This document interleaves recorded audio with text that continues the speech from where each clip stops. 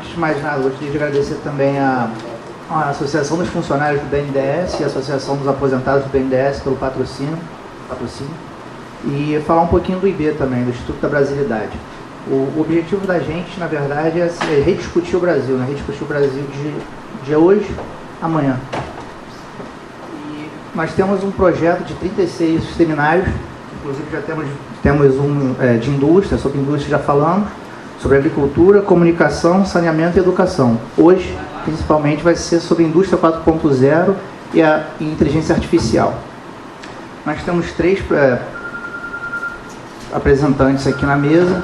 O primeiro é o doutor Ronaldo Carmona, professor da ESB, doutor e mestre em Geografia pela USP, ex-chefe da Assessoria Especial de Planejamento do Ministério da Defesa e professor da Escola Superior de Guerra.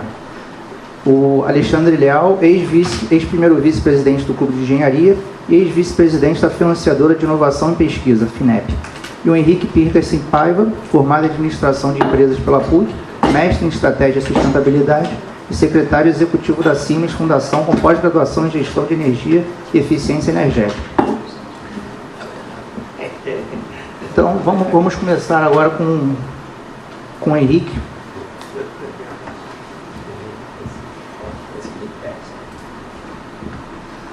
Boa tarde. Já peço desculpas pela minha voz, que está um pouco rouca hoje, mas infelizmente a frente fria acabou ferindo um pouco a minha garganta aqui. Acho que muito bem colocado. Eu vou procurar trazer uma discussão sobre a temática de indústria 4.0 aplicada a uma cidade. Até que ponto isso vem gerando tanto questões de oportunidades como também os riscos envolvidos nisso. Só por questão de ordem eu tenho um passador? Ou... Passa o próximo para mim, por favor. O próximo. Isso. Eu quero que vocês olhem bem essa foto. Essa foto é de 2005. Está olhando o Vaticano e diversas pessoas ali, né? A próxima foto é o mesmo lugar, só que alguns anos depois. É impressionante a quantidade de celular que aparecem e quando você compara com a realidade que a gente está falando de 2003, a gente vive num mundo completamente novo. É importante mencionar, se vocês olharem no slide, essa foto é de 2013, ou seja, hoje, se você tirar a mesma foto hoje, provavelmente você vai ver um monte de drones voando e de uma forma cada vez mais digitalizada. O que essa foto mostra para nós e o que a questão disso tem a ver com a indústria 4.0? A mesma realidade que a gente vê que nós, seres humanos, estamos migrando cada vez mais para o mundo digital. As indústrias, os chãos de fábrica, as conexões necessárias estão da mesma forma evoluindo nessa direção. E quando que a gente olha nisso, vamos dizer, algumas mudanças de tecnologia e de senso diferente do que acontecia, que acabam impactando na sociedade como um todo.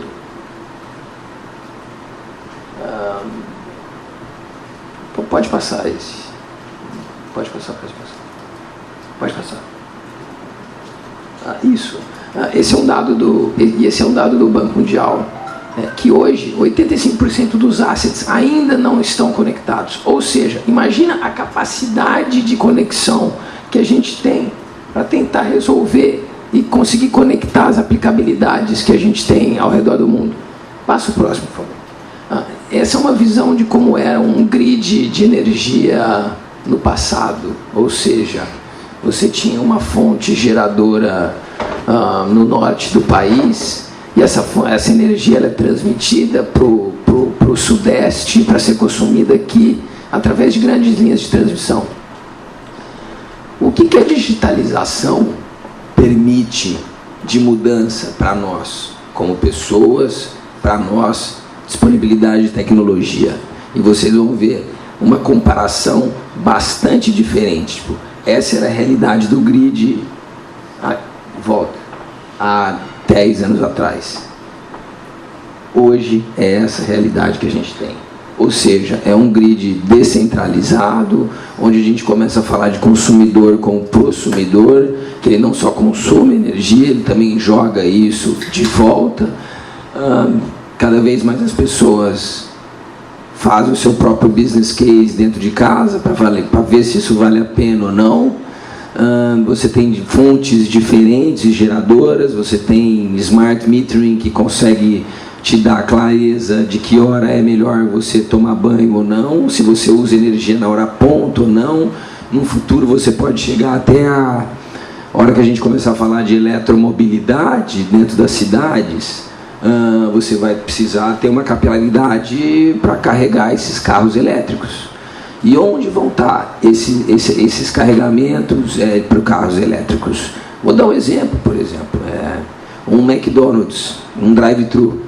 Ele compra uma bateria, que até lá talvez essa bateria já vai estar disponibilizada com uma tecnologia suficiente. Uma bateria do qual reserva a energia que gerou no teto daquele McDonald's, enquanto no horário de ponta, ou seja, que é o horário que a energia é mais cara, a gente vai estar falando ali de 6 a mais ou menos 9 horas, ele simplesmente conecta a bateria e não usa a energia do grid. Se por algum acaso ele tiver um excedente, ele pode vender isso, ou ele servir como um posto elétrico para os clientes que estão lá passando ali com intenção de simplesmente comprar um sanduíche.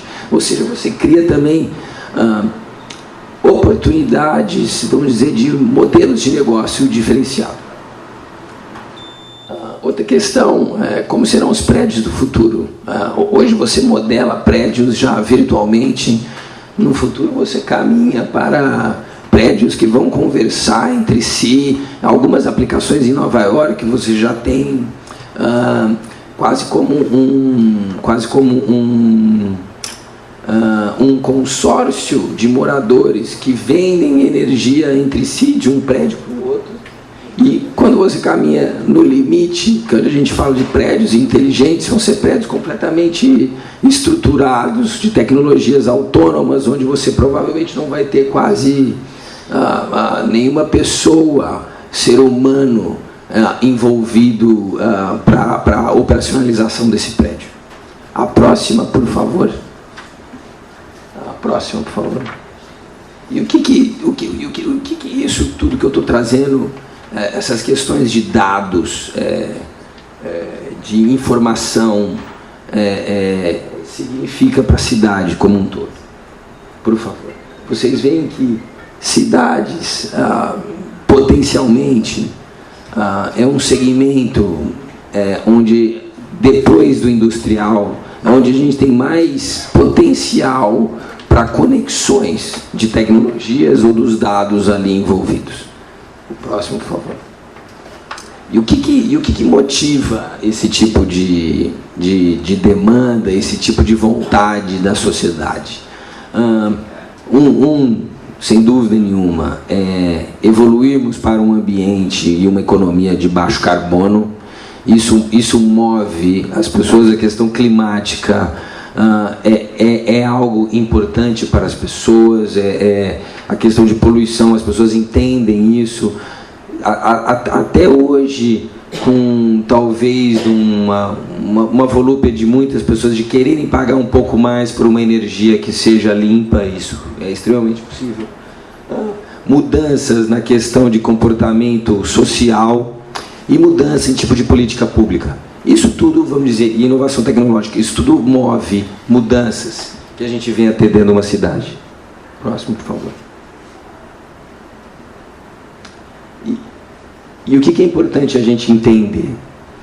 Que em uma cidade, os grandes investimentos de infraestrutura e os mais caros, eles são a primeira camada de investimento, ou seja, isso é feito no momento zero.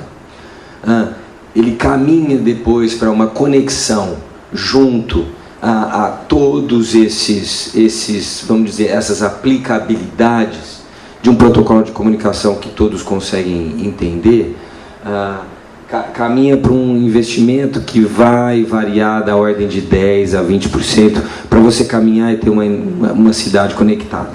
Ou seja, o que é a mensagem desse slide aqui? O grande peso de investimento, de infraestrutura, ele acontece no começo, mas quando a gente migra para uma conexão de digitalização, o investimento nem é tão alto assim. Entretanto, se você fizer errado no momento zero, na hora depois que você quiser conectar tudo isso, você vai ter problema. Então é importante que os investimentos hoje feitos em infraestrutura, seja mobilidade urbana, saneamento, energia descentralizada dentro de uma cidade, eles já considerem protocolos de comunicação que conversem entre si, porque no futuro isso vai ser, já é demandado, mas no futuro vai ser cada vez mais, vamos dizer, demandado pelas cidades entre si, cidades que concorrem entre si. Ou seja, quem que é a concorrente do Rio de Janeiro? É São Paulo. Quem que é concorrente de São Paulo? É Jundiaí, é Campinas. As cidades competem entre si para um ambiente de negócios melhor, um ambiente menos poluído, um ambiente mais friendly, tecnológico, para essas cidades de alguma forma terem uma maior competência de vida para o seu cidadão, né? O próximo, por favor. E quando a gente pensa numa cidade conectada, a gente está falando de cidade, energia, mobilidade, o prosumer na ponta e o prédio no meio. Entenda-se, isso tudo é a cadeia de valor da cidade, né? É uma cadeia de valor da cidade. Quando a gente menciona da eletrificação de tudo isso, a eletrificação de tudo isso, se ela não for conectada digitalmente, ela simplesmente não vai atingir o seu nível de potencial. Então a questão aqui é, de novo, como estruturarmos que toda essa cadeia de valor onde o cidadão está envolvido hoje para um mundo digital e que todas essas tecnologias e infraestruturas existentes agora e no futuro vão se comunicar entre si. E como gerenciar tudo isso? Pode passar. E o que acontece, né? As novas gerações, eles já são extremamente mais acostumados a viver num ambiente digital. Um ambiente digital que pede uma velocidade, uma agilidade, uma resposta de bate-pronto. Caminhando para o ambiente digital, e esse é o esforço, o que tipo de benefício que você tem para processos dentro de uma cidade, né? São benefícios da ordem de eficiência, de menos recursos necessários, de uma conexão, de uma velocidade mais seguro e com impactos enormes. Passa o próximo, por favor. Aqui vocês podem ver impactos, vamos dizer, se você caminha no limite para ter uma cidade extremamente conectada, e isso são base em cidades ao redor do mundo, de que já estão vivendo num ambiente 4.0, você tem menos doenças, menos incidentes, mais segurança, e isso é provado. Então, assim, é questão de tempo de uma sociedade civil organizada demandar esse tipo de benefício e esse tipo de entrega das autoridades públicas. O próximo, por favor. E aqui, muito importante colocar isso, das questões, né, de quais são as preocupações de uma cidade inteligente. Um ecossistema complexo, ou seja, de diversas infraestruturas, diversos fornecedores diferentes, com diferentes aplicações, como que eles vão conversar entre si, qual o protocolo que faz essa conversa acontecer. Um declínio de controle, ou seja, você tem mais players participando, um controle é menor, feito da onde você interfere até ali. Então, questão de cibersegurança, cibersegurança pelo momento político que a gente vive, sem fazer juízo do mérito, mas a questão de cibersegurança com o vazamento do Intercept é uma questão hoje que está na pauta do brasileiro. Está na pauta do brasileiro à medida que você tem mais conexões, é à medida que você tem mais ataques cibernéticos. E ataques cibernéticos que a gente chega até uma conclusão de que pode influenciar na governança daquele país, ou seja, uma coisa muito séria. Sem dúvida nenhuma, os orçamentos mais restritos da cidade e não ter um mapa digital, ou seja, é aquilo que eu falei, as infraestruturas vão estar conectadas no futuro, só que hoje elas são desenhadas não de uma forma que elas vão ser conectadas, ou seja, depois o trabalho vai ser muito maior para tentar correr atrás desse tempo perdido. O próximo, por favor. E é importante vocês verem nesse slide de que quando a gente fala de indústria 4.0, cidade 4.0, um ambiente conectado, sem segurança cibernética, ele é pura ilusão. Ele é pura ilusão por quê? Porque quando você pensa numa cadeia de valor e você entende que a sua produção vai estar conectada com o seu cliente, que vai estar conectada com o seu fornecedor, que vai estar conectada com o seu subfornecedor, você só vai abrir essa cadeia digital conectada se você tiver segurança do tipo de processo cibernético que o seu parceiro tem. Ou seja, indústria 4.0 sem segurança cibernética é pura ilusão. E por causa disso, a Siemens e outras multinacionais, inclusive concorrentes da própria Siemens, formou-se o que a gente chama de Charter of Trust. É um grupo de empresas que compartilham processos e práticas de excelência na questão de cibersegurança, inclusive que tipos de ataques novos que acontecem, para eles se adiantarem ou mesmo também fomentar um tipo de padrão de comportamento, mas também de criar um awareness, seja para pequenas e médias empresas que também não entendem que isso é necessário, para também buscar evoluir nesse sentido. O recado aqui indústria 4.0 não existirá sem cibersegurança.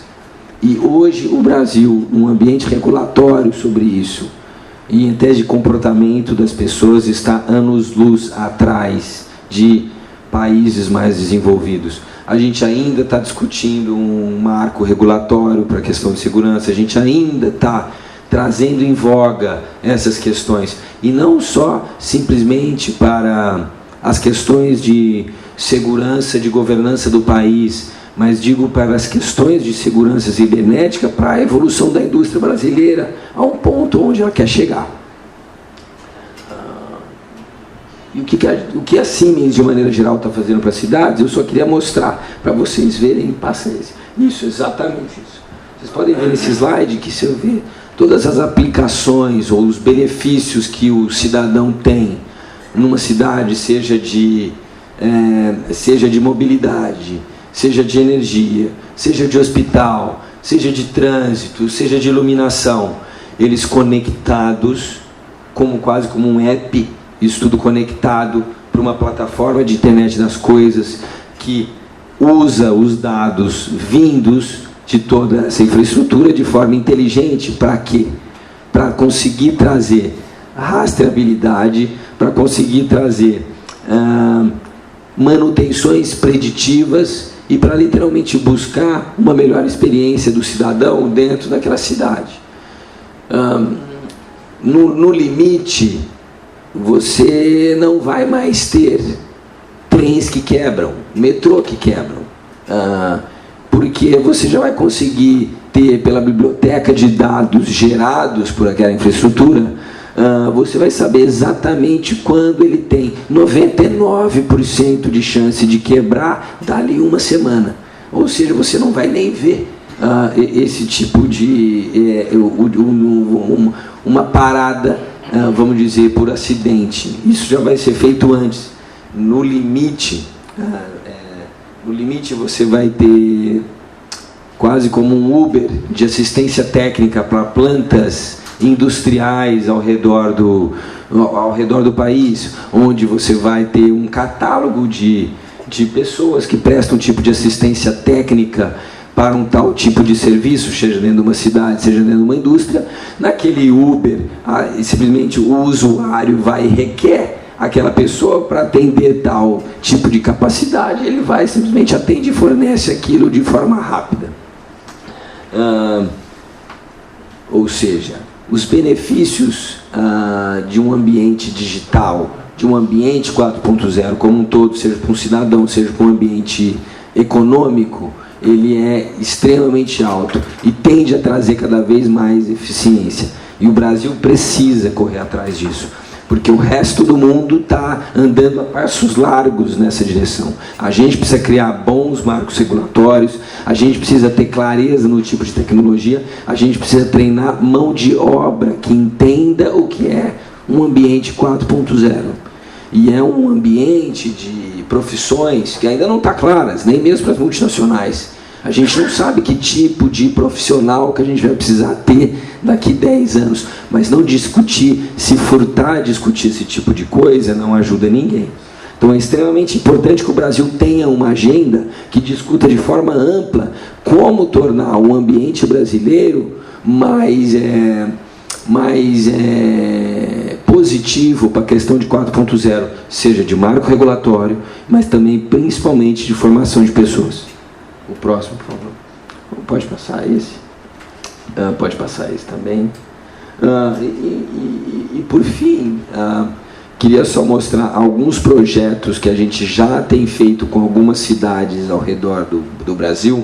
Jundiaí, há 2 semanas atrás, a gente lançou um projeto que se chama City Performance Tool, que é um projeto que faz um inventário de CO2 da cidade e traça plano junto da natureza da cidade, junto com a autoridade pública, de quais tecnologias seriam importantes, considerando o DNA da cidade, para que eles caminhassem para um ambiente de baixo carbono. Especificamente, Jundiaí escolheu um cenário do quais eles caminham até 2050 para ter uma redução de até 25% da base hoje, basicamente através de mobilidade elétrica e geração descentralizada nos prédios públicos, principalmente fotovoltaicas. Bicicleta também tinha um impacto, mas o que é importante, o que isso tem a ver com 4.0? 4.0 é uma questão que precisa de informação. E nem indústrias, nem cidades brasileiras estão hoje capazes de munir as tecnologias e softwares existentes ao redor do mundo com a informação exata de que ajude a tomada de decisão por parte dos reguladores, por parte das autoridades públicas, por parte do setor privado. O que a gente conclui disso?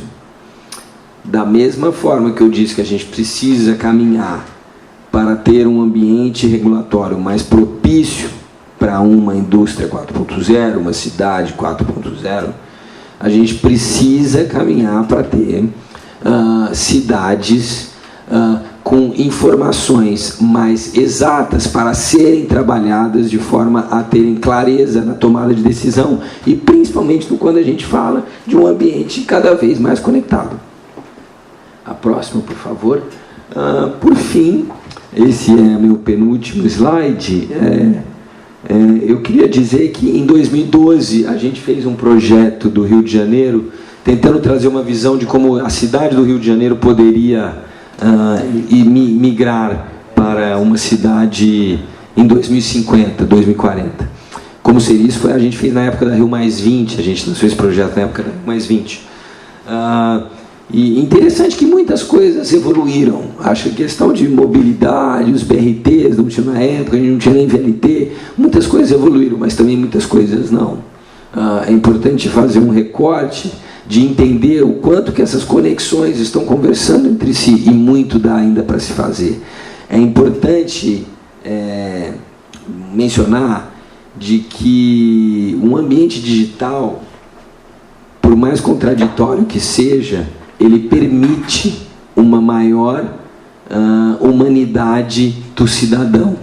Por quê? Porque ele permite uma maior participação do cidadão como pessoa, como provedor de informação para uma autoridade pública, através de um app, através de um e-mail, através de uma mensagem. Quando tudo aquilo conversa, isso é naturalmente o que é exercer a cidadania, se não nos pautar como parte integrante tanto dessa base de informação de conexões que a gente pode fazer para a autoridade pública. O próximo, por favor. O próximo. Bom, enfim, eu queria, ou seja, trazer à luz da discussão da indústria 4.0, talvez só para concluir de maneira simplificada. Eu acho que é importante pautar aqui alguns pontos. Ponto 1. O Brasil não pode ficar fora desse ambiente. Isso é o futuro da indústria global e é como as cadeias de valor global vão estar conectadas, seja suas fábricas globais, seja os seus clientes globais, e como isso vai caminhar no futuro. Existem diversas iniciativas governamentais e talvez de forma não combinadas, isso acontecia no passado. Posso citar o projeto 2027 da CNI, posso citar o plano de internet das coisas do MCTIC, posso falar do plano de indústria 4.0 do antigo MDIC, posso falar da linha de financiamento do BNDES de 4.0. Agora foi criada, tanto não por esse governo e também iniciada no governo anterior, uma discussão de uma Câmara 4.0, que seria uma única voz para ter essas discussões, para se pautar a questão da regulamentação. Essa Câmara já existe, ela foi lançada, se eu não me engano, em abril desse ano, e é importante que essa Câmara, de fato, trate como a autoridade maior da questão de 4.0 no Brasil, para você não ter diversos pontos e que até o lado privado saiba aonde ele tem que conversar. Importante que São Paulo já está fazendo isso, está traçando a sua própria estratégia 4.0. Então, naturalmente, vai acontecer estratégias regionais de indústria 4.0 ao redor dos estados, e os estados e cidades vão concorrer entre si. Então, ponto 1. Importante, o Brasil está caminhando para ter um ambiente regulatório, um ambiente de uma governança, um accountability mais claro da questão de 4.0, mas precisa continuar nessa direção, precisa. No mundo já tem extremamente boas experiências que a gente precisa seguir isso. Ponto 2, um ambiente regulatório importante, um ambiente seguro cibernético é essencial. Se a gente não tiver segurança cibernética para as conexões e usufruir a total da potencialidade de que um ambiente 4.0 pode trazer, isso vai ser apenas um sonho. Ou seja, é essencial que nós caminhamos também para marco regulatório de cibersegurança, para que a gente tenha consciência como pessoa, como indústria, como governo, como autoridade pública, da importância de você ter uma segurança cibernética e o quanto isso permite um crescimento exponencial para as questões de indústria 4.0. Ponto 3. Por mais que a gente olhe num futuro longínquo, onde tudo vai estar conectado, essa realidade tem que ser discutida hoje. Ou seja, um plano digital, seja de uma cidade, seja de uma indústria, ele tem que ser pensado no momento zero, já lá adiante de como essas conexões ou essa interoperabilidade das diferentes funções vão ser feitas. Fazer isso depois é gastar muito mais dinheiro para tentar consertar coisas que talvez se iniciaram erradas, e que isso pode ser evitado. E ponto 4, para fechar, eu acho que é muito importante que se exista uma consciência de que, por mais que a gente diga que caminhamos para um ambiente digital e conectado, um ambiente digital e conectado é essencial uma maior participação humana. Humana no sentido de você ter o cidadão, a pessoa como sendo o provedor de informação, a pessoa que pilota essa direção da questão da informação e da tomada de decisão, ou seja, a tomada de decisão da pessoa como si, mas também também é principal por ser um ator importante no sentido de fazer com que essas informações sejam levadas a essa inteligência artificial. A participação do ser humano para a questão digital, ela é essencial. E hoje nós não estamos formando, ou nós nem sabemos como formar, mas hoje a gente não se encontra preparado para formar o tipo de pessoa que a gente vai precisar no futuro. Não que a gente saiba. Acho que a gente está no momento de discutir, não acho que o lado privado ou as universidades já saibam disso, mas eu acho que é importante que a discussão seja feita. Que tipo de profissional, que tipo de capability a gente vai querer ter dessas pessoas? Que tipo de hard skill será necessário? A gente só está falando de codificação, a gente está querendo falar só de formação em ciências, o que exatamente? É importante que essa discussão venha à tona para que a gente tenha cada vez mais um ambiente do Brasil preparado para uma questão 4.0. Ou seja, espero ter trazido uma discussão para vocês e estou aberto a perguntas, creio que depois, né? Obrigado.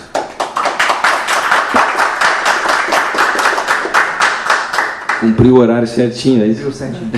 Bom, agradeço o Henrique pela palestra e agora passar a palavra para o professor Alexandre. Eu vou ser rápido nessa questão do tema colocado, que é a indústria 4.0 inteligência artificial. A indústria 4.0, também a inteligência artificial, está num contexto que hoje se denomina como a quarta revolução industrial. A primeira revolução foi o do vapor, né?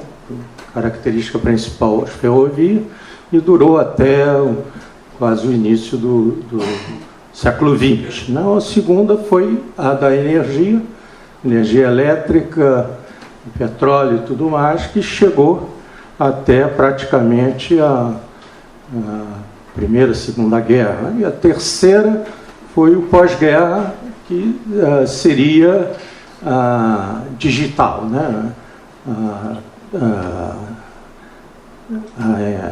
Terceira industrial, digital, etc. Hoje nós estamos na quarta, que é a integração mais aprofundada e completa entre a computação e a comunicação. Esse é o que vai caracterizar essa quarta, e como consequência dessa quarta revolução industrial, você vai ter o que já se discute hoje, né? Novas formas de empregar, novas profissões, necessidade de reciclagem, tudo isso estavam presentes nas 3 outras revoluções industriais. Sempre houve essa discussão, né? Que a mão de obra seria outra, e se ajustou de acordo com as necessidades do mercado, de sobrevivência e tudo. Então, essa questão não vou me aprofundar nem nada, né? O que chama a atenção é que estas duas tecnologias não são caixa preta. Se você olhar o conjunto de nações que têm essa capacidade de pesquisa, desenvolvimento em ambas as áreas, na área de telecomunicações e na área de computação, é um mar de nações, né? As mais importantes são, no entretanto, a China que, segundo os levantamentos, tem 25% de toda a pesquisa e desenvolvimento nessa área. E o que isso implica, né? Isso implica que, nesta área, você tem uma questão de pesquisa, desenvolvimento, fabricação, distribuição, uso e exportação. O Brasil, nesse contexto, o último levantamento, está em 72º lugar nessa habilidade de completar esse circuito todo. Mas quem são os principais, além da China? Essa que eu chamo a atenção. O segundo lugar, naturalmente, é os Estados Unidos, né? Nós temos ali os Estados Unidos na segunda capacidade dessa integração que eu coloquei. O terceiro que vem, né, é a Alemanha, com uma capacidade muito grande, né, dessa habilidade, seguido do Reino Unido, França, enfim, se colocou essa questão num ambiente amplo, né? Se você entrar em outros com menor representatividade, mas com capacidade de pesquisa, desenvolvimento, fabricação, distribuição, você coloca Israel, Suécia, Finlândia, tem uma opção de outros países que estão capacitados. O Brasil não. O Brasil continuará sendo, como sempre foi, um usuário. Por quê? Porque não tem nenhum programa de desenvolver isso. Hoje você tem, naturalmente, na universidade, recebendo os robôs, que são, enfim, as características dessa questão, fazendo algum tipo de desenvolvimento de software, algum hardware. De vez em quando você vê lá um bonequinho andando, foi desenvolvido numa universidade X. Aquilo não tem uma consequência, porque não tem uma indústria atrás para desenvolver, fabricar, distribuir naquele círculo que eu descrevi há pouco. Bem, agora eu vou passar o seguinte. Dentro dessas capacidades, eu vou distinguir duas nações com umas características, vou até botar a terceira, duas nações, mas com características especiais, a Alemanha e o Japão. A terceira é a Coreia. E se você olhar essas três nações, todas elas sofreram devastações de guerra, né? A Alemanha, se não estava brigando hoje, estava brigando ontem ou anteontem, né? A Siemens, por exemplo, que é de 1843, por aí, começou no telégrafo.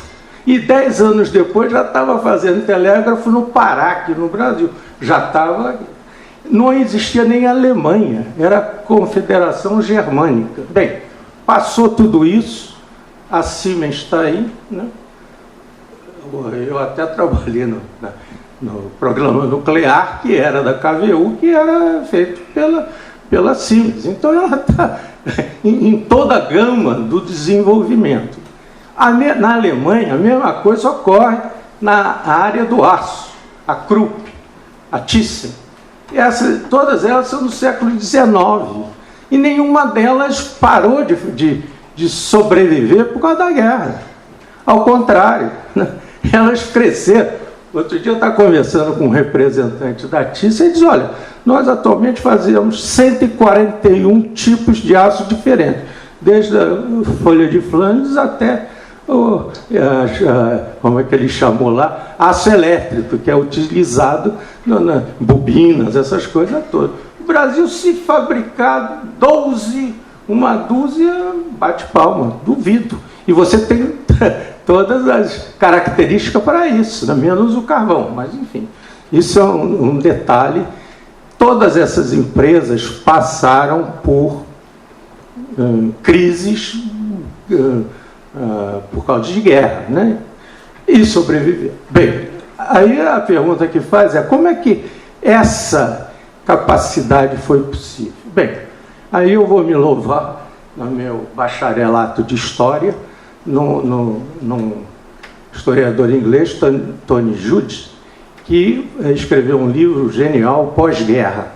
E vou também me basear no Yannis Varoufakis, que foi ministro da Grécia durante 6 meses, 1915, do partido de esquerda, que foi agora derrotado, que durou 4 anos.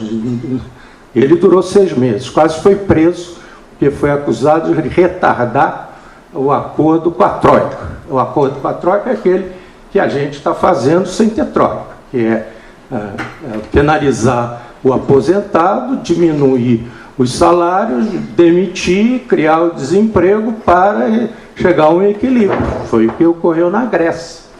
Esse projeto, enfim, que foi do partido de esquerda, durou 4 anos. Então, a questão básica que eu vou desenvolver é baseada nesses 2. Primeiro, esse Yannis escreveu 2 livros. Um é o Minotauro Global, que conta uma história que eu vou abreviar aqui, como é que a Alemanha e o Japão foram reconstruídos. Né? A colocação dele é que, terminada a Segunda Guerra, os Estados Unidos tinham a disponibilidade de alimento, faltava na Europa e no Japão por causa da guerra, e tinha uma disponibilidade de indústria. E não tinha mercado. Não havia nada. Por quê? Porque a Europa estava arrasada com a guerra, o Oriente Médio não existia, não tinha consumo, a Oceania a mesma coisa, a Ásia, né, também sofria da guerra. Aí, independente dos partidos, fosse ele democrata ou republicano, colocaram a seguinte questão: temos que criar uma demanda. Como fazer isso? Vamos fazer uma reciclagem. Como fazer isso? Surgiu o Plano Marshall para a Europa, que, segundo Tony Judt, não foi essencial. O que foi essencial foi que as indústrias, tanto da Alemanha quanto do Japão, não foram destruídas, foram afetadas, mas não foram destruídas definitivamente. E com a reconstrução, se você olhar que a guerra terminou em 45, em 50 você teve a Guerra da Coreia, né, que durou até 53. Né? Quando chega no Brasil, 55 a 60, você já tem aqui japonesa, Ishikawajima, a Uzi Minas, foi o primeiro projeto de transferência de tecnologia do Japão pós-guerra. Até hoje está lá, Nippon Steel, participando do capital dela. O Brasil não mais, né? Porque aquilo ali já passou para o italiano, para o argentino, brigam de quem manda, tudo mais. O Brasil já cumpriu a tarefa, implantou e vendeu. Né? Então, o Japão tinha Ishikawajima, é isso. Os alemães tinham Volkswagen, Mannesmann. Isso, gente, 10 anos depois da guerra, depois da destruição. Foi a reconstrução. E o que houve nessa reconstrução? Foram mantidas as indústrias desse país. O que tem disso diferente?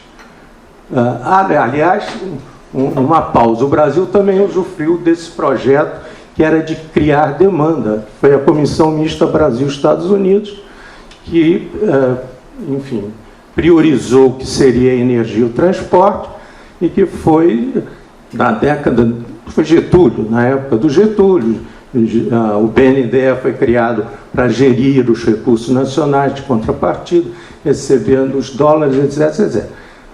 Não houve, mudou o governo dos Estados Unidos, não houve continuidade, porque saiu o Partido Democrático, o Truman, e entrou o Eisenhower, e aí mudou, eles preferiram fazer o chamado ponto 4. Ponto 4, você importava o trigo, nós importávamos o trigo americano, e o que a gente pagava podia ser canalizado em empréstimos para outras finalidades. Né? Nesse conjunto, segundo a literatura, quem usufruiu foi a Light and Power. Não, também. Light and Power, que lá no exterior tomou um empréstimo a um juro X, passou para o Brasil para um juro X mais Y e que aumentava a tarifa. esse roubo só foi resolvido lá com os acordos de 1964 com os Estados Unidos. Mas isso é um parênteses dentro de um colchete. Continuando, no Japão ocorreu a mesma coisa, só que com a guerra da Coreia, né, o Japão teve um desenvolvimento surpreendente. Mas o Japão, todos sabem que na guerra tinha uma marinha exuberante, que foi destruída na Batalha de Midway, tinha o Toyota, tinha Mitsubishi, tudo isso continuou na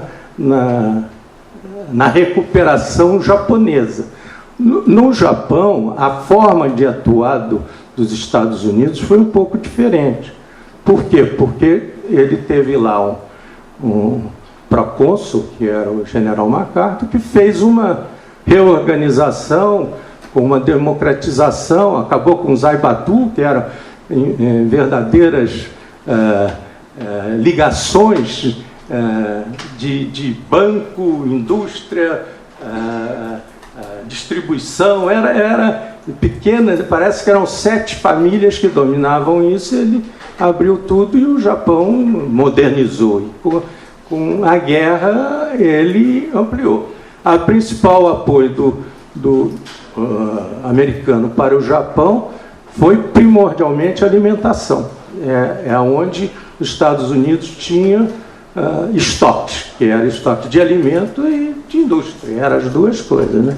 E com isso, os Estados Unidos, além de crescer, além de desenvolver a Europa, porque com a Alemanha você teve um efeito multiplicador. Por exemplo, a gente teve na indústria naval a Verolme, que era holandesa. Tudo isso 10 anos depois da destruição. Bem,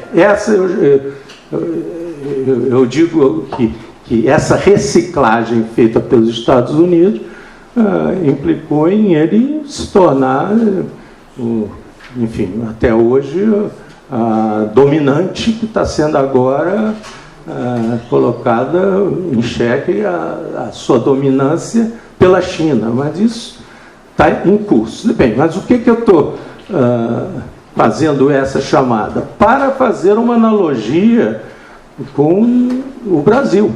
Enquanto que essas nações, inclusive a Coreia foi dividida em 53, a Coreia do Sul com auxílio americano tem hoje o que a gente vê por aí, né? Samsung e tudo mais, na área de telecomunicações e na área de computação. Essas duas áreas, volto a dizer, não são caixa preta. A quantidade de pessoas... O Brasil não, o Brasil esquece. Bem, agora vamos entrar no Brasil. O Brasil teve uma característica que eu chamaria inovadora, que foi sempre de ter as oportunidades perdidas, né? Se tinha oportunidade, ele especulava um pouco e saía. Terminada a guerra, o Brasil era uma das 5 nações que tinham capacidade de explorar uma nova energia, a energia nuclear. Baseado em que? Ele tinha um mínimo de indústria e tinha equipes que conheciam a química e o processo de geração de energia nuclear, né? As primeiras medidas tomadas foram em 51, a criação do Conselho Nacional de Pesquisa, para formar quadros capazes de desenvolver, conhecer e aplicar essa energia. Passou o tempo, o Juscelino não fez nada nessa área nuclear, porque sofreu pressões para não mexer, que isso era muito perigoso, dar choque, sei lá o quê, e não fez coisa nenhuma. A primeira manifestação nuclear no Brasil, de importância, tinha os institutos que pesquisavam, formavam gente e tudo mais, mas sem uma integração produtiva. A primeira que teve foi Angra 1, que começou em 61, terminou em 67. Então, se você der uma olhada entre 45 de 67, é mais tempo do que a Volkswagen, a Mannesmann, a Chica Vagima e tudo vieram para cá. Tinha mais de 10 anos entre a nossa capacidade. A segunda foi Angra 2, né, que é a VU Siemens, né, e a 3 está parada. Não pode continuar. E que é um erro, porque o pessoal de energia olha a energia como sendo o produto. Não, se entrar a Angra 3 vai viabilizar as centrífugas lá de urânio, que você poderá enriquecer em quantidades tal que alimentarão as 3 usinas e, enfim, vão fazer esse inserção do enriquecimento do urânio do Brasil no mundo, vai poder ter capacidade de vender. A gente tem urânio, tem a capacidade de concentração. Bem, essa é a primeira oportunidade perdida. A segunda oportunidade perdida foi automobilística. Com a guerra, o Brasil desenvolveu uma capacidade de manutenção de automóvel. Chegou a fazer carros de gasogênio, né, que era carvão. Por quê? Porque o pessoal, com a manutenção da Ford, Chevrolet, que estavam aqui, sabiam fazer motor, fazer combustível, fazer a coisa andar, né? E fez isso. E quando veio o GEA do Juscelino, o pessoal daqui da escola técnica do Exército, que é ali na Praia Vermelha, foi aí e disse: olha, eu tenho capacidade de fazer um carro nacional. E era o ministro da Guerra, o general Henrique Lott, que definiu que passou a ser o lema do Brasil. O que é feito no Brasil é brasileiro. Então não há por que privilegiar o carro de vocês. Diga-se de passagem que você já tinha alguma coisa sendo feita ali em Xerém, da FENEME, com auxílio da tecnologia da Alfa Romeo, fazia caminhão, fazia alguns carros e tudo. Segunda oportunidade perdida. Por quê? Porque hoje a gente não tem indústria automobilística. Aliás, é uma indústria nascente, porque outro dia eu vi que ela recebeu incentivos para 30 anos para uma indústria que foi montada em 55. Ela deve estar carente de capacidade tecnológica, né? Segunda oportunidade perdida. Terceira oportunidade perdida. Essa é que define por que nós estamos em 62º lugar nas questões envolvidas nessas áreas quarta revolução industrial. E a telecomunicação. Nós tínhamos uma rede de comunicações constituída pelas teles, Embratel, tinha satélite, estava fazendo uma central telefônica, né, nacional em Campinas, mas aí veio a democratização. A democratização foi ótima, porque a lei era o seguinte: temos que abrir a política, todo mundo de acordo, mas também a economia. Quando você diz temos que abrir a economia, você está dizendo vamos abrir o mercado interno. E aí você entrou lá o grande presidente Fernando Henrique Cardoso, acabou com tudo isso, vendeu as teles. Hoje você tem, sei lá, TIM, Oi Falida, tem umas empresas de primeira ordem. As que funcionam são estrangeiras, né? E as que não funcionam fica por aqui. E o que a gente tinha de vantagem? O mercado interno. Você vê aqui, todo mundo tem esse aparelhinho danado, que eu detesto, que fala, você vê, que é tecnologia, internet móvel, a quinta geração que vem aí, pô. A quinta geração de internet móvel é aquela que você vai ter maior rapidez, então você vai ter uma série de outras coisas, você pode fazer uma operação à distância. Hoje você não pode, porque o delay lá, entre você enviar a mensagem e o cara receber, devolver e tudo, é uma demora. Com a quinta vai ser rapidíssimo, você aperta lá, o robô tira o apêndice do cara, pô, né? Vai ser outra coisa, né? Bem, nas comunicações nós também perdemos essa vantagem de você ter o mercado, tanto que hoje acho que a gente é a quarta ou a quinta usuário enfim, a internet móvel, vou chamar assim, né?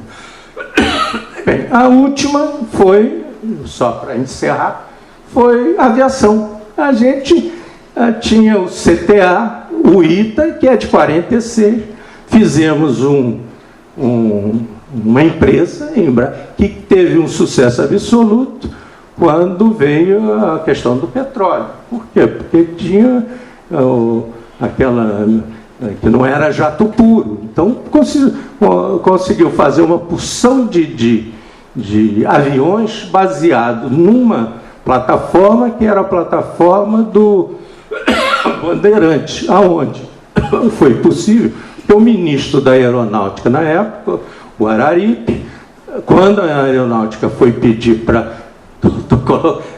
me corrija, foi pedir para reequipar a aeronáutica, disse, não, vamos fazer alguma coisa interna. Aí eles disseram, ó, tem aqui esse Bandeirante, que é um avião de... É Brasília.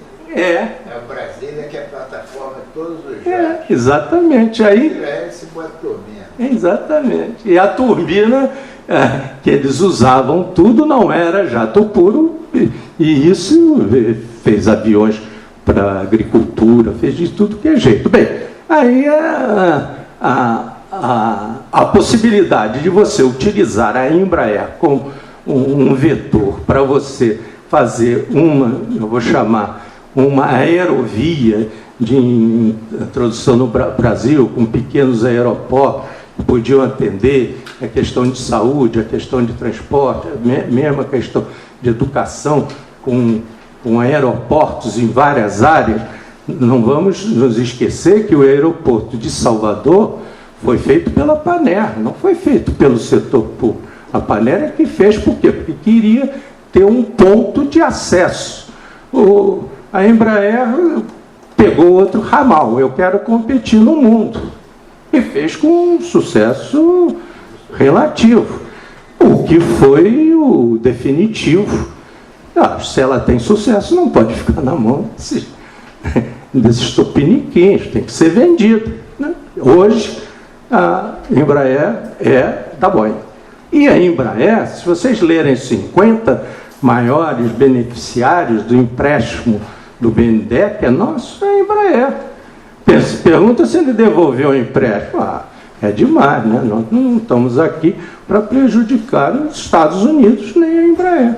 Então, nós financiamos a compra da Boeing para a Embraer, que é a outra unidade perdida. Bem, o que eu estou colocando aí nessa comparação? É que nós não temos a menor chance, a não ser de ser usuário.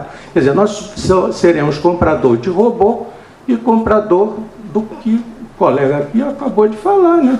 Dessas vantagens comparativas de uso dessa tecnologia. E vamos continuar pagando naturalmente os desenvolvimentos. Como há uma concorrência grande nesse setor, a esperança é que os preços sejam cadentes, né? E que nós, mais uma vez, nos orgulharemos de que o mundo se ajoelha diante do Brasil, que vende o que tem de vantagens comparativas nesse universo competitivo. Bem, acho que eu enrolei. Desculpe mais uma vez o atraso, porque é compatível com o atraso nacional. Quer dizer, eu me atrasei 1 hora e o Brasil está atrasado mais do que isso. Obrigado. Bom, primeiro eu queria também cumprimentar aqui meus colegas de mesa, né, a exposição do amigo da Siemens. É muito importante porque, eu não sei se vocês sabem, mas a Alemanha, inclusive, foi o país que cunhou a expressão Indústria 4.0, né? Na feira de Hannover, em 2011, se eu não me equivoco, com a presença, inclusive, da então presidente Dilma, foi o momento que foi lançada essa ideia da Revolução 4.0, né? E em linha com a característica da Alemanha, né? A Alemanha é o coração industrial da Europa e para manter essa liderança de coração industrial da Europa, ela obviamente se antecipa nesse sistema de inovação em torno da questão industrial e tem na Siemens digamos assim, uma empresa que em termos mundiais é uma das mais importantes e mais competitivas em torno do oferecimento de soluções para a indústria 4.0, como aliás foi demonstrado pelo amigo aqui, no caso da aplicação do conceito de 4.0 à questão urbana, à questão das cidades, né? Então, o fato da Siemens aqui ter feito essa exposição facilita bastante a nossa exposição. E cumprimentar também o amigo que acaba de me anteceder, que foi da FINEP. Eu também tive uma passagem pela FINEP. Eu em 2015 e 16, né? E naquele momento, inclusive na FINEP, eu estou citando aqui o caso da FINEP, porque naquele momento, inclusive, nós constituímos, por iniciativa da FINEP, junto ao MCTI, um primeiro grupo de trabalho para iniciar as discussões sobre esse problema da indústria 4.0. Na verdade, era um grupo de trabalho sobre manufatura avançada, né, que veria a depois derivar nessa discussão sobre 4.0. Então, essa Câmara que foi instalada aqui em Brasília, eu vi essa notícia, realmente foi agora alguns meses atrás. Eu acho que a semente foi um pouco que plantada lá atrás, em torno dessa iniciativa no âmbito do MCTI, para a discussão então pioneira desse problema da Revolução 4.0.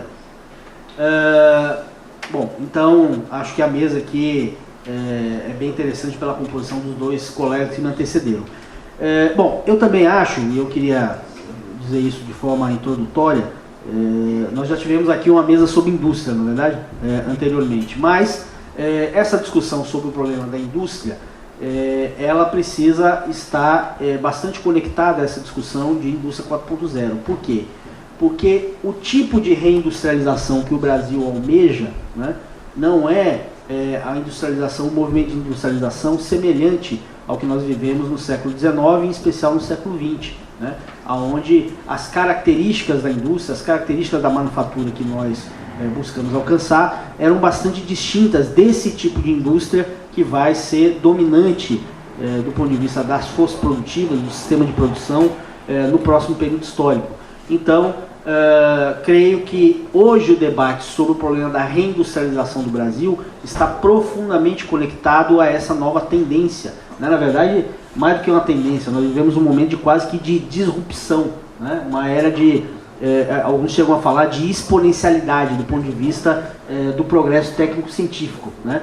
E eu sou daqueles que estou de acordo com essa história. Claro, nós não devemos superestimar o papel da tecnologia, até porque o homem, né, o elemento humano, como o colega aqui bem disse, o elemento humano, ele continua sendo central do ponto de vista da atividade social, da atividade econômica, da atividade política, mas também não podemos cair no outro erro, né, que alguns fazem, que é o de, na verdade, subestimar o problema da tecnologia, né? Eu digo isso porque, de fato, nós estamos em meio a uma nova revolução técnico-científica, né?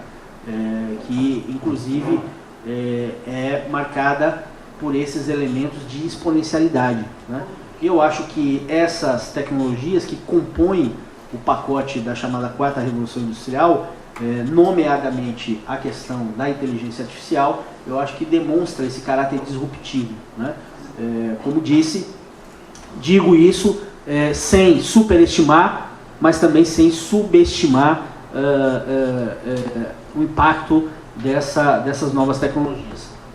Bom, a Revolução Industrial, a minha contribuição aqui, pela minha área de estudo, pela minha área de pesquisa, é mais de fazer uma discussão, de vincular esse debate sobre a Revolução Industrial ao problema da própria estrutura do poder mundial, né? Ou seja, da própria estrutura da geopolítica global e como se impacta esse problema do desenvolvimento dessa quarta revolução industrial em termos de poder mundial, né?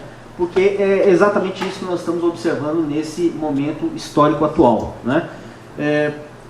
As anteriores revoluções industriais que nós observamos ao longo da história foram revoluções industriais que tiveram forte impacto sobre o sistema de poder em nível mundial, né? Basta dizer aqui que a primeira revolução industrial, cuja característica principal foi a adoção do sistema de vapor, ela marcou também a sua época a emergência da Inglaterra como potência hegemônica no sistema internacional, né?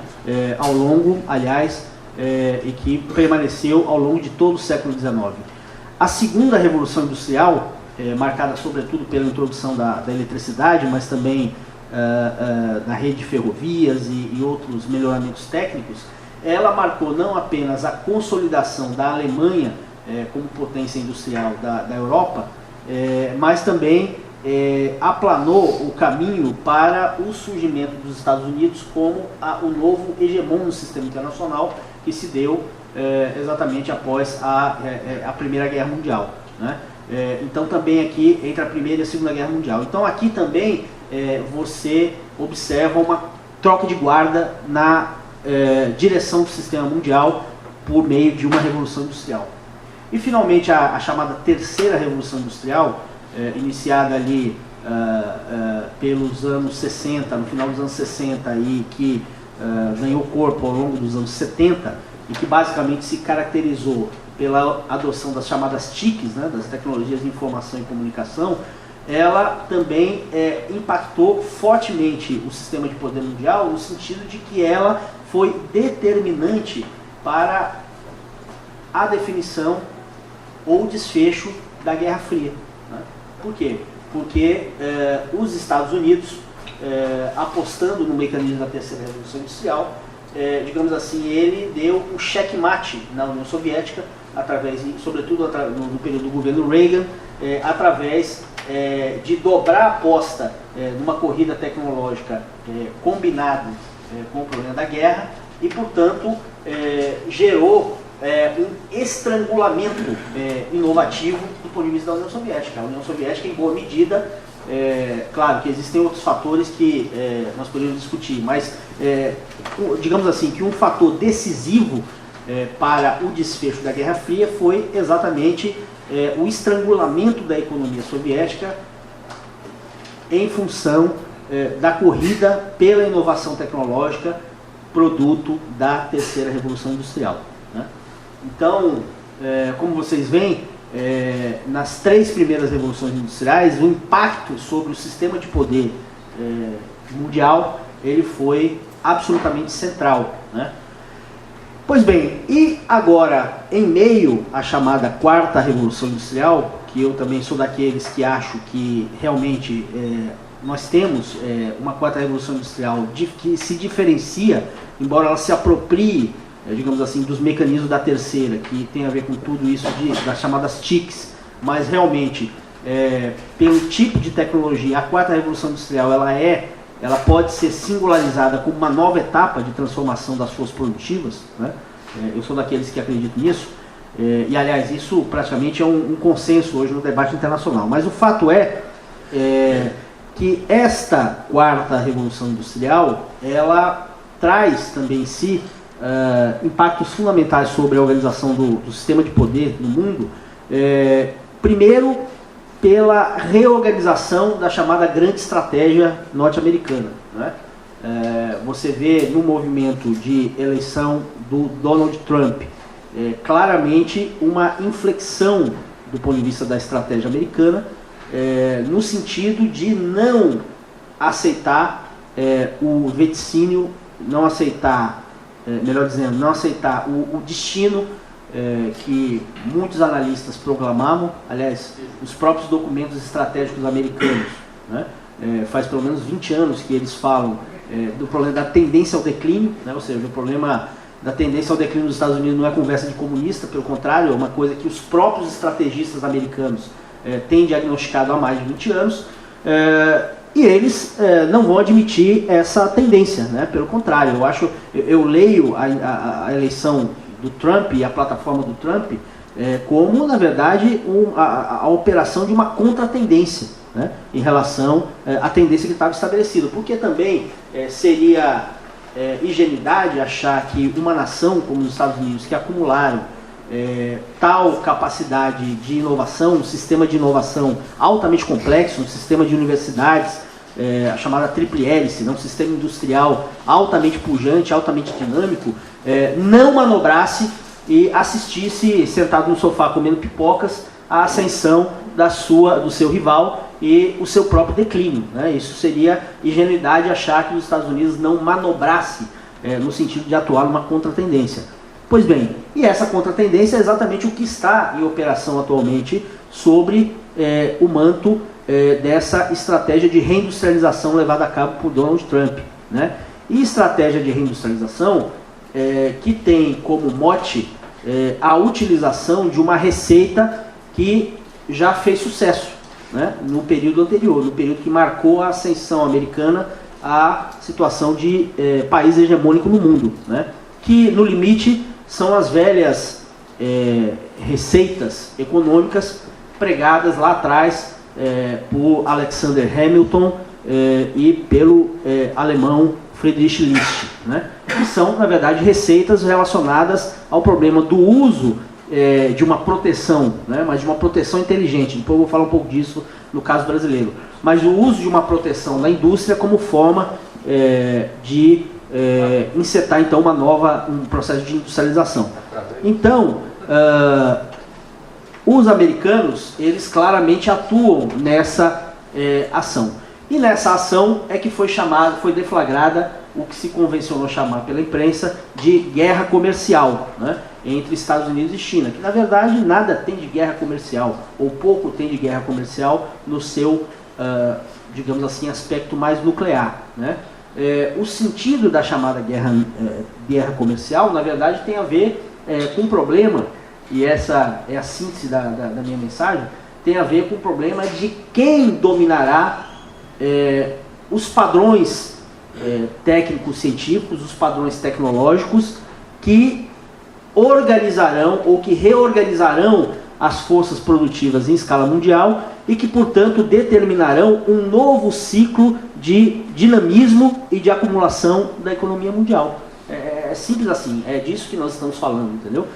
Quem vai dominar, em alguma medida nós podemos dizer o seguinte, que quem dominará esses padrões resultantes dessa revolução, e toda a revolução, né, exemplo das 3 anteriores, quem dominou aqueles padrões, ele inevitavelmente redundou numa situação de hegemonia sistêmica, né? Portanto, agora não é diferente. Então, a tentativa de dobrar a China, né, por isso que, na verdade, essa conversa de guerra comercial começou a ser um pouco desmoralizada a partir do momento que os Estados Unidos colocaram no centro o embate ou a tentativa de desmontar a empresa Huawei, né? Por que desmontar a Huawei? Porque a Huawei ela é simplesmente a empresa mais avançada em torno do chamado padrão 5G, né? Da internet de quinta geração. E sem internet de quinta geração você não tem a revolução industrial, né? Tentar explicar um pouco isso aqui. Na verdade, a existência de uma internet 5G, ou seja, uma internet, como o colega ali disse, com alta velocidade, capaz de operar em tempo real, é o que permite o funcionamento da chamada internet das coisas e, portanto, a existência de uma rede de sensores, né, porque o que basicamente vai organizar, digamos assim, as soluções 4.0 é a existência de uma rede de sensores em tudo, né, que se pode imaginar, por isso que é a chamada internet das coisas, ou seja, em toda a área de, digamos assim, de atividade humana, ela vai ter algum tipo de sensoriamento que permita a comunicação inteligente ou a digitalização, né? E, portanto, a base para você ter o funcionamento dessa rede de sensores, né, que vai desde da fazenda, que vai ter um conjunto de sensores que vai informar o cara, o fazendeiro, digamos assim, de uma praga surgida num ambiente longínquo daquela fazenda, até na nossa própria residência, né, onde, por exemplo, isso para falar de uma coisa mais trivial, mais simples, né?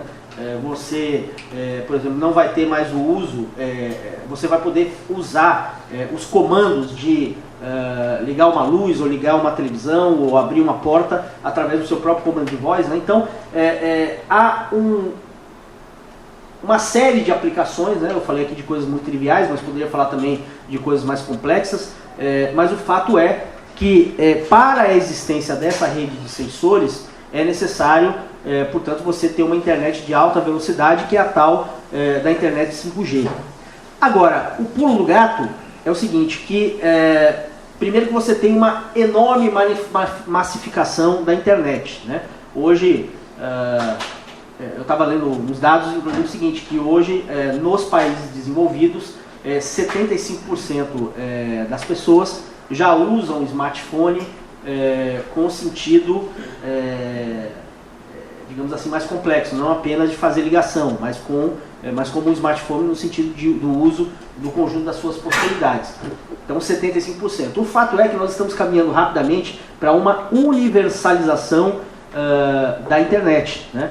Outro dia mesmo eu vi uma foto de uma tribo no interior da África se utilizando também. Então, assim, há uma generalização.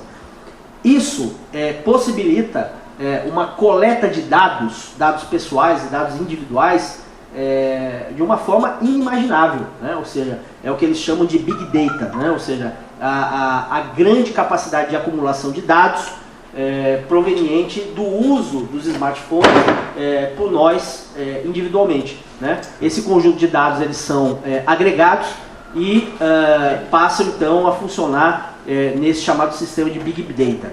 Qual que é o pulo do gato aqui? O pulo do gato é exatamente o seguinte, que a inteligência artificial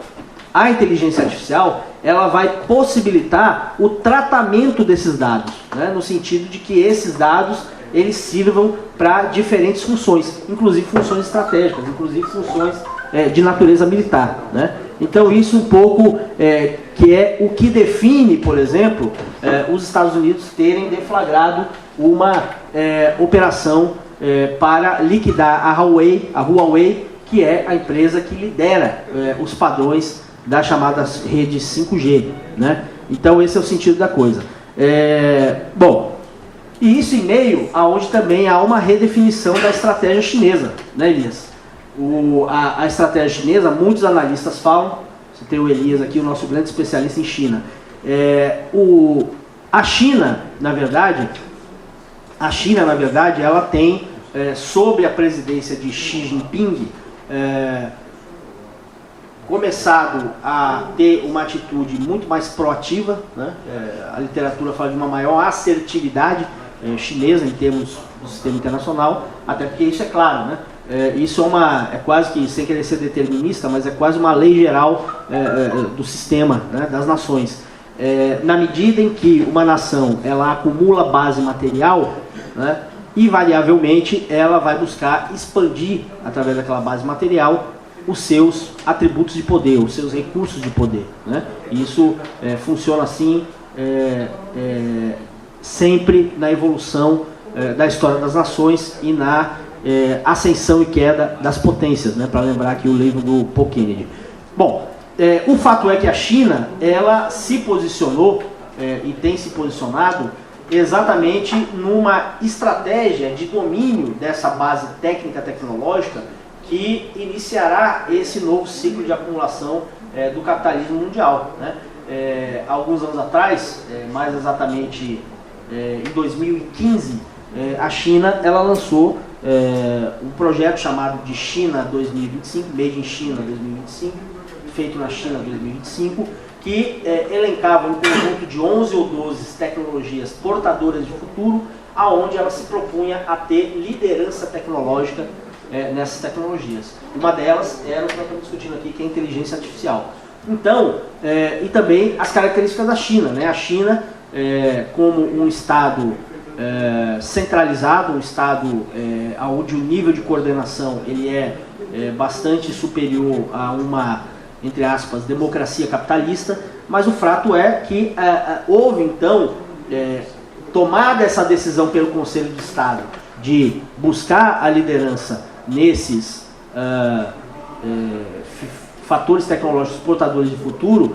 Houve a organização de programas mobilizadores, né, de mobilização da inteligência nacional chinesa, parte dela inclusive formada nos Estados Unidos, né, porque isso é uma outra coisa importante, né? A China adotou uma estratégia muito inteligente de enviar os seus jovens estudantes para as melhores universidades americanas, e com isso, aliás, agora inclusive o Congresso americano tem caído a ficha, né? Falado como essa esses jovens que foram fazer os melhores mestrados e doutorados nas principais instituições americanas, como eles, em boa medida, conseguiram entrar no núcleo do sistema de inovação americana e como isso está revertendo agora para a China do ponto de vista desse desafio que ela se auto-estabeleceu de liderança tecnológica nesses setores de ponta da economia mundial, né?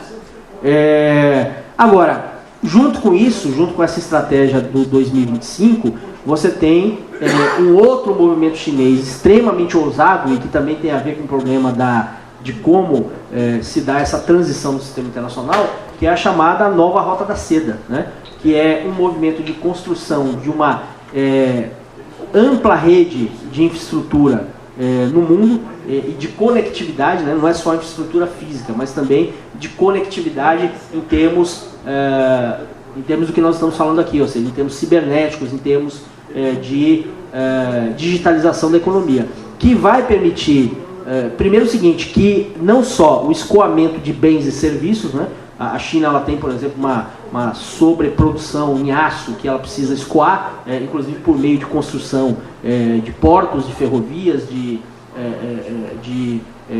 enfim, de estradas, mas além desse escoamento de bens e serviços, a China também, com essa proposta de conectividade da economia mundial através da Nova Rota da Seda, ela oferecerá soluções em torno desse problema da conectividade. Então, por isso que a Huawei, a ZTE, ou seja, as grandes empresas de tecnologia chinesa, elas são hoje alvo principal dessa falsamente chamada guerra comercial, que na verdade deveria ser chamada de guerra tecnológica, ou guerra pelo controle dos padrões que organizará a economia mundial no próximo ciclo, né? Bom, então é disso que se trata, né? Essa é a natureza, digamos assim, da contenda nessa chamada quarta revolução industrial, né? Que é exemplo, como eu disse ao início, das 3 revoluções anteriores, também insere dentro dela uma grande luta pela supremacia mundial. Bom, as revoluções industriais, elas também impactam fortemente sobre o problema da guerra, né? Isso desde a primeira, né? A primeira revolução industrial, por exemplo, ela mudou a qualidade das forças navais. A Marinha Britânica ela começou a definitivamente dominar os mares a partir da introdução do vapor nos navios, né? Então, toda a revolução industrial ela impacta fortemente na guerra. Esta aqui, ela impacta ainda mais fortemente, por quê? Porque ela possibilita, e esse é um dos estudos que nós temos desenvolvido lá na escola, do ponto de vista de um grupo de pesquisa que estuda o fenômeno da guerra, que inclusive tivemos a colaboração do nosso professor Dark Costa, mas o fato é o seguinte, que hoje, a exemplo das anteriores, também nessa quarta revolução industrial, você tem um grande impacto sobre o fenômeno da guerra. Qual que é o impacto mais destacado? O impacto, como eu dizia, que esse problema da universalização do uso da internet e portanto, do fato de que hoje praticamente todas as pessoas elas têm um smartphone, isso gera muitas oportunidades, né? O mundo vai viver um salto de produtividade como poucas vezes viu na história humana, né?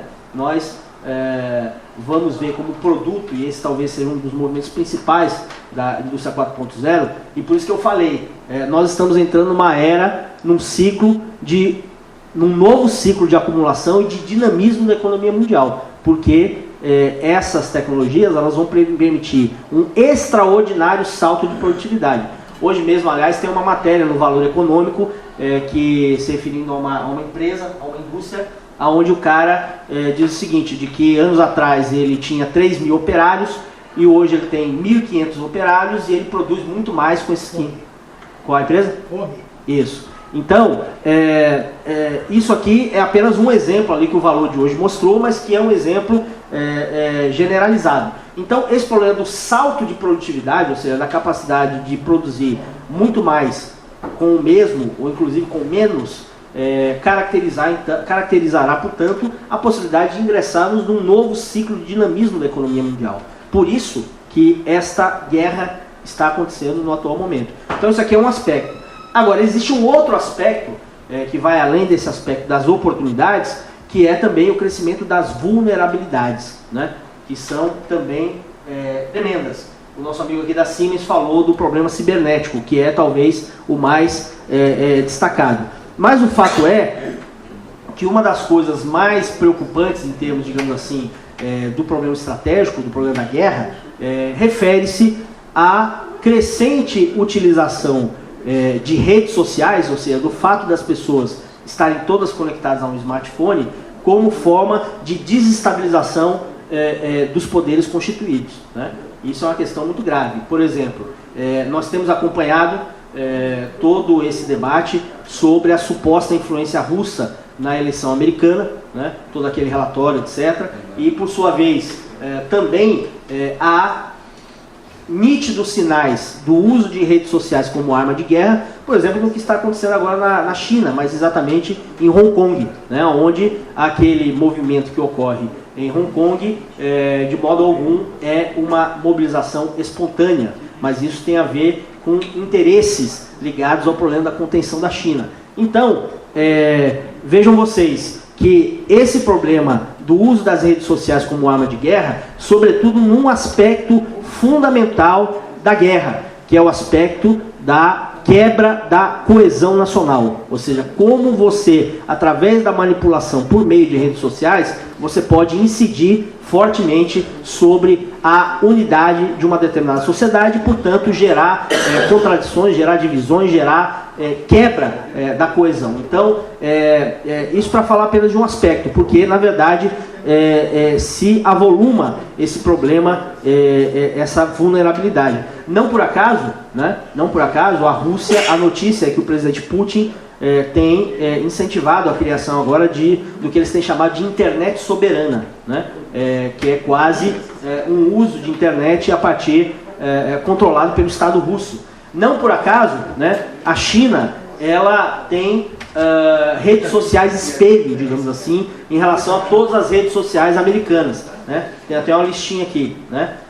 Diz aqui, frente à Apple está a Huawei, frente ao Uber está o Didi, frente à Amazon está a Alibaba, frente ao Google o Baidu, né? Ou seja, vai se construindo instituições, redes sociais espelhos, tanto no caso da China quanto no caso da Rússia, que permitam, portanto, algum controle nacional dessas redes sociais. E também cresce em importância exponencialmente, aí o Brigadeiro vai gostar, a importância de você constituir uma rede de satélites, né? Porque tudo isso aqui que eu falei, sobre o problema dos sensores, sobre o problema tudo isso depende de uma comunicação por satélite. Ou seja, não por acaso, hoje, por exemplo, o primeiro-ministro da Índia, o Modi, ele, há meses atrás, quando lançou a sua campanha à reeleição, ele lançou, apertando um botão, de uma nova arma de guerra, de um míssil antissatélite, né? Um míssil que destruiu um satélite desativado da própria Índia, mas que foi uma demonstração de força no sentido de mostrar de que países que desenvolverem capacidades de cegarem satélites inimigos, eles podem comprometer podem comprometer gravemente a economia daqueles países em questão. E isso mais ainda com o advento da 4.0, porque, como eu disse, se é verdade que potencializa as oportunidades, também potencializa os riscos e as vulnerabilidades. Então, é por aí também que a gente deve analisar esse problema, né? Muito bem, e o Brasil nisso tudo, né? O Brasil nisso tudo, para mim concluir aqui. Bom, o Brasil se encontra, e certamente vocês debateram aqui na mesa passada sobre indústria, mas o Brasil se encontra numa profunda crise, né, de desindustrialização, né? Hoje, inclusive, eu li um dado de que o nível de participação da indústria no PIB, ela já atinge níveis anteriores ao plano de meta do Juscelino Kubitschek. Para vocês terem uma ideia de como atingiu. Na verdade, a estatística diz que desde 1985 a curva se inverteu, né? E nós começamos, portanto, a ter um processo de desindustrialização que, vejam bem vocês, não foi interrompido mesmo nesse recente ciclo de Lula e Dilma, pelo contrário, né? a despeito de os governos de Lula e Dilma terem lançado mão de 3 iniciativas de política industrial, essas foram políticas industriais basicamente de enxugar gelo, né? Porque elas se defrontavam, e esse é o problema. Nós estamos comemorando agora 25 anos do Plano Real. A verdade é que a estrutura, a lógica do Plano Real, ela é uma estrutura que, do ponto de vista macroeconômico, ela é hostil à existência da indústria, né? Então, esse é um problema sério. Então, qual que é o problema? Em meio a essa tragédia no que diz respeito à indústria nacional, é difícil a gente imaginar como que vai se dar a transição para esse problema da indústria 4.0. Eu não tenho dúvida, né, de que o Brasil, quando der passos para a superação da atual crise que o país ainda vive, eclodida lá pelo ano de 2013, basicamente, ele precisará, e eu acho que as discussões sobre o projeto nacional aqui, nesse Instituto da Brasilidade, precisaria mirar nesse debate sobre o problema da industrialização, como o Brasil pode explorar fatores de dinamismo da sua economia, no sentido de buscar reengatar o Brasil num processo ascendente de desenvolvimento. Por exemplo, na mesa anterior que nós tivemos aqui, que eu participei, nós discutimos muito sobre o papel da biotecnologia, né, da indústria da biotecnologia, que é algo que o Brasil tem de uma forma extremamente abundante e que é subaproveitado do ponto de vista do projeto nacional, né? Isso é uma pista, mas há outras também possibilidades que o Brasil tem de buscar uma reindustrialização a partir dos fatores endógenos do seu território, das características do seu território. Bom, o ministro Paulo Guedes, né, tem dito, quando perguntado sobre a questão da indústria, ele tem dito basicamente o seguinte, de que há um movimento hoje para destravar o mercado de gás, né, de gás natural, e que isso permitirá energia barata que leve à reindustrialização. Isso, na verdade, essa conversa do Guedes é quase que uma definição de que, oferecendo insumos baratos, o mercado resolve o problema da reindustrialização. É mais ou menos isso a conversa. Ao passo que há um violento corte dos subsídios, né? Dos subsídios que marcaram as políticas industriais do PT. Subsídios que, é verdade, né? Eu sou muito crítico a essa história dos subsídios, porque, na verdade, alguém disse algum dia que talvez fosse mais efetivo jogar dinheiro do helicóptero, né? Porque, na verdade, você realmente, os movimentos de política industrial dos governos do PT, que foram extremamente generosos em subsídios, que não tinham qualquer tipo de avaliação ou qualquer tipo de métrica que exigisse desenvolvimento daquela própria indústria. Então, eu sou extremamente crítico a isso, mas isso não quer dizer também que a coisa ela vai se organizar pelo mercado. Pelo contrário, o papel de indução do Estado, e com isso eu termino, ele segue sendo central. Não por acaso citei aqui o exemplo americano, citei o exemplo chinês do China 2025 e citaria mesmo o exemplo da Alemanha. Aliás, a Alemanha recém lançou, o ministro da Economia da Alemanha, uma estratégia de industrialização chamada Industrialização 2030, e mais do que isso, em conjunto com a França, com o ministro da Economia da França, eles lançaram um manifesto franco-alemão conclamando a União Europeia a retomar uma política industrial comum, tendo em vista, inclusive, essa disputa entre Estados Unidos e China, ou seja, como a União Europeia ela não poderia ficar ensanduichada entre China e Estados Unidos e, portanto, carecendo de iniciativa própria. Então, na verdade é isso, o Brasil ele vai precisar, eu também acho que essa questão do gás é muito importante, né? Eu acho que de fato nós temos um desperdício do potencial gasífero do país, né? O DAC aqui pode dar uma aula sobre isso, mas o fato é que há um desperdício, e você ter insumos baratos para a reindustrialização realmente é algo bastante importante, portanto, creio que isso é relevante. Mas não quer dizer, como eu disse antes, que só o oferecimento desse insumo barato vai, então, ter um movimento de reindustrialização do país. Mas, enfim, fico por aqui. Acho que essa foi aqui a intenção da gente tentar um pouco abordar e levantar como essas questões relacionadas à nova Revolução Industrial, que realmente é um movimento de grande disrupção no sistema internacional, impacta do ponto de vista estratégico, seja no sistema de poder mundial, seja no próprio interesse nacional brasileiro. Obrigado.